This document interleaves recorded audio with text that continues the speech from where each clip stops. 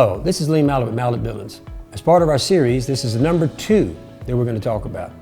That's ground-treated kiln-dried lumber versus number 2 white pine.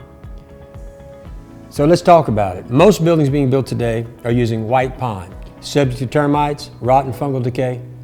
They're just not designed to withstand the elements of Louisiana. Most of those buildings that are being built were designed to come from Oklahoma, where they don't have termites or moisture like we do.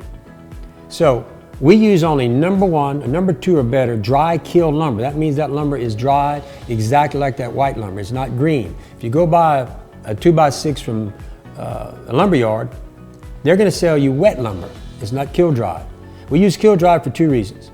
Kiln-dried is what we use to build our trusses. Kiln-dried is what we use on our buildings. If I don't use kiln-dried, when I put the screw into the wood, into the post, when the wood dries, it's going to push the screw or the nail out. That's why we use dry kiln lumber. Don't be fooled by some people telling you that they use the same thing we do. The only reason that I can get that kind of lumber is because of the volume of business we do, and we are a truss manufacturer.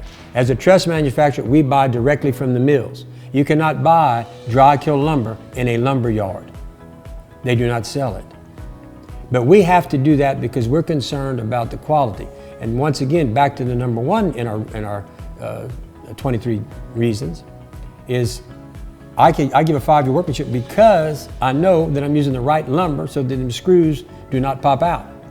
So once again, think about it when you buy your building. Make sure that the person you're buying or the company you're buying from is offering you top-notch lumber, and the best in the business is dry kiln. Thank you for your time.